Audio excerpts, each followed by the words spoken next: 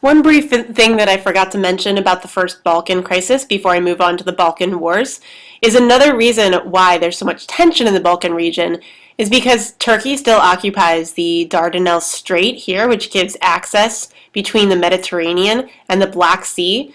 Russia was attempting to gain access to it but fails to do so. Serbia is frustrated with this because Serbia and Russia are allies, so neither one of them gets access to this important body of water. So the first Balkan War, all right, it is initiated because Italy actually takes a Turkish province, show you in just a second, Libya, all right, so that was originally part of the Ottoman Empire, but Italy takes it. Okay, now what this is going to do is it's going to prove to all these Balkan states that the Ottoman Empire really is losing power, losing strength. So this encourages the Balkan states to see what they can do to take land from the Ottomans. All right, so what happens is you get Serbia, Greece, and Bulgaria joining together with the attempt to drive the Turks out of the Balkans. They're successful, and they are successful quickly. After 1 month of fighting, this formerly Ottoman land ends up becoming all Balkan, so they can divide it up amongst themselves. All right. Also, you're going to see that there's going to be a Serbian port created on the Adriatic Sea. Well, I'm sorry, I lied. Serbia wants to get a port on the Adriatic Sea, and they end up not doing so because Austria is going to create the state of Albania here. So this is going to cut Serbia off from the Adriatic. All right. So the second Balkan War results directly from the result of the first Balkan War. First off, Macedonia, this region here. Several Bulgarian states, Serbia, Bulgaria, and Greece, are going to come into conflict about the spoils of war. This area, they cannot come to a consensus about who gets what. All right? Also, again, Serbia is going to be upset with the fact that there's this new state of Albania that is blocking it from the Adriatic Sea. Okay? So, basically what happens is that the Serbians and Greeks decide that they won't divide up the land that Bulgaria is claiming. Bulgaria decides to attack both Serbia and Greece as a result. Now Serbia is going to end up defeating Bulgaria in the Second Balkan War, and what is going to happen temporarily, Serbia is also going to get access to Albania. Serbia is going to get what it wants. It has this water access. Now, Russia, in the meantime, is supporting Serbia because, again, it argues that it is Serbia's big brother, and so it becomes a huge supporter for it. All right? Now, Austria, however, also wants to maintain influence in this region, and Austria and Russia don't like one another, and so Austria decides to do whatever it has to prevent Serbia from keeping Albania. They don't want Serbia to get stronger by having water access. So basically, Serbia ends up not being able to hold on to Albania because of Austria-Hungary. And of course, again, Austria and Germany are also afraid that if Serbia has access to this area, that Russia's influence is also going to expand and threaten Austria-Hungary, as well as Germany, which you can't see, okay? So Serbia is going to get really frustrated. Serbia wanted to have water access, and it doesn't, and Albania becomes an independent state. All right? Russia also was really embarrassed because it thought that it could help Serbia gain Albania, but it fails. All right? So this starts to lead to a third Balkan War, so to speak, but ultimately what happens is that the Balkan crisis is going to result in the First World War. Sorry, I never advanced the slide, but all this stuff I just talked about, here are the notes. Okay, and again, the notes I will share with you. So here are the Balkans after the Second Balkan War. Here you see the creation of this was the line of demarcation, so this was this area that essentially is in this area that originally was in dispute after the First Balkan War. They get settled after the Second Balkan War. So Bulgaria claimed areas here. It also claimed areas here. The Turks ended up taking this area. The Greeks got this area from Bulgaria.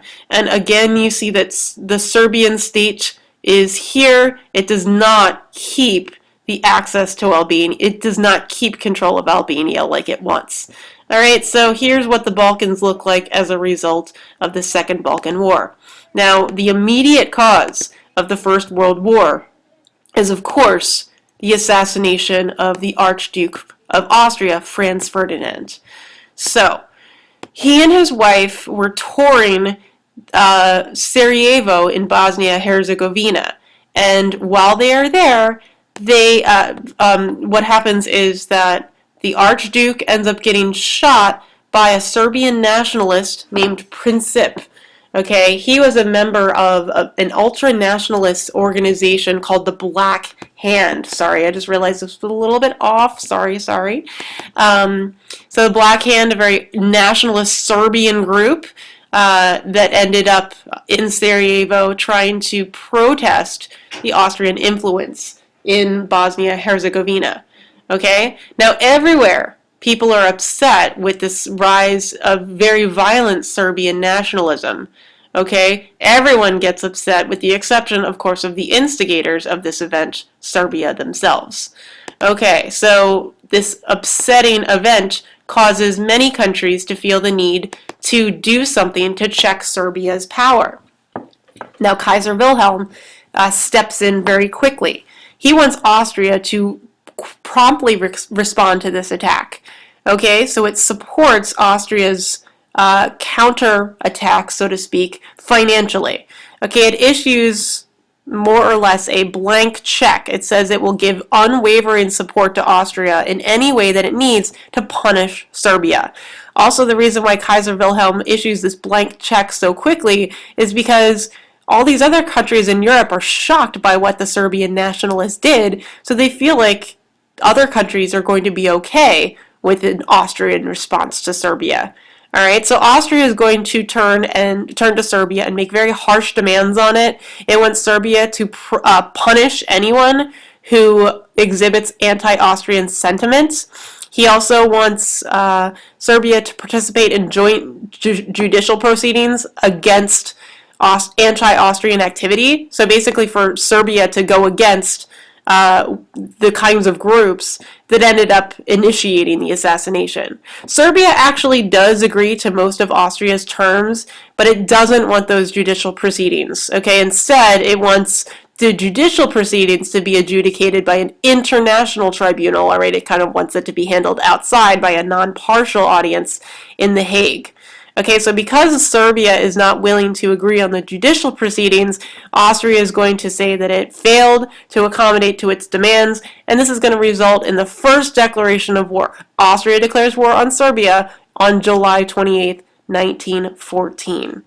Okay, and now quickly you're going to see a bunch of other countries rise to get involved in this conflict. And this is, of course, as a result of all these alliances that already existed.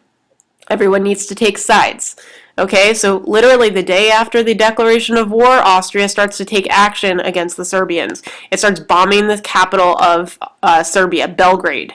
Okay, now very quickly after that, Russia decides it needs to get involved, all right, because it doesn't like Austrian action, German, because the Germans are supporting Austria, militarization against Serbia, because remember, Serbia and Russia were together, all right? Russia is Serbia's big brother, so to speak. So Russia starts to mobilize against Austria and Germany, and now France also, because France and Russia were allies, decides to start mobilizing against Germany. So you're going to see already Germany is going to be surrounded. Mobilized Russia is going to be on its east, and mobilized France is going to be on its west. This little graphic here gives you a sense of the domino effect that follows all these different war declarations. Okay? Because France is mobilizing on Germany's eastern or western border, that is, on August 1st, Germany declares war on France. All right, there you go. If you strike my friend, I will. Okay, that's actually Russia. But then you see France also saying, look, I'm going to do this to you. 2 days later, Germany is going to invade Belgium. Why? Because Belgium is on the way to France. Belgium, unfortunately, indirectly gets involved in this conflict, even though it is not part of these alliances. France is going to declare war on Germany to respond, and then the very next day, Britain, because it is part of the Triple Entente, declares war on Germany.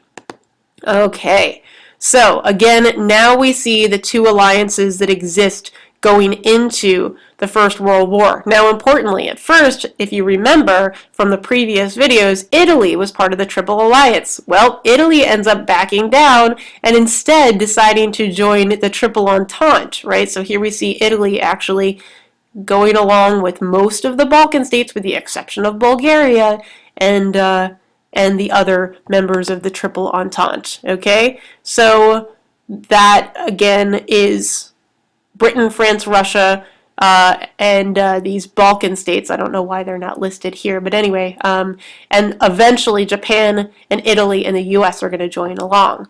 Also, you have the Central Powers. We know some of them already, Germany and Austria, but also Bulgaria and the Ottomans are going to join as well, because they have interests, of course, against Russia and against the rest of the Balkan region. So, initial war strategies. Germany has a strategy that is known as the Schlieffen plan. What Germany wants to do is quickly defeat France and then proceed on to Russia. And so here's its little strategy. It's like this roundabout, come at Paris from behind. It wants to proceed through Belgium, come at Paris from the west, and then after it takes Paris, wants to continue on to the Eastern Front to take on Russia. Okay, so that's what the Schlieffen plan is. They wanted it to be quick. They wanted it to only last 6 weeks. And what you're going to see happen is, in reality, it fails. Okay? Now, they do start this advance. This is the Schlieffen plan itself, right? See how it goes around Paris? But in reality, they end up still coming at Paris from the east instead, and the French and British are waiting for them. And so what you're going to see happen is that the French and British are going to block the Germans from taking Paris. They're going to force them to retreat back. This little green line here shows you the extent of the German advance. So they do start to push into France, but they do not make it anywhere near Paris. And eventually, of course, this line is going to move back. So the furthest German advance, actually, they get closer to Paris. My bad, I'm looking at the wrong line. This is the furthest they get. So they actually do get pretty close to Paris. However, what you're going to see is this green line shows you where the trenches actually go, which is much farther away. Okay, sorry about that little mistake there.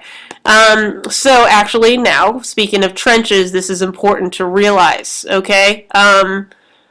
The trench warfare was one of the major reasons why the war took so long, okay? These trenches took a while to dig out. They ruined the landscape, and they made it so that it was very difficult for the front to advance. I mean, how are you going to be able to constantly dig to keep up? Okay? It also is going to make victories a little bit more difficult to achieve because so many people are going to be sort of hiding in these spaces. All right? So these trenches, long lines that stretch all the way from the North Sea to the Swiss border, all right? You're going to see that massive casualties are going to result on both sides, although the trench or the front is not really going to move too much. All right? Now, also you're going to see sort of cultural reactions to trench warfare. An important book to be familiar with, certainly mentioned in its evidence in an essay, would be Eric Marie Remarque's All Quiet on the Western Front. You might read that in English at one point, which is a book that essentially talks about the devastation of trench warfare.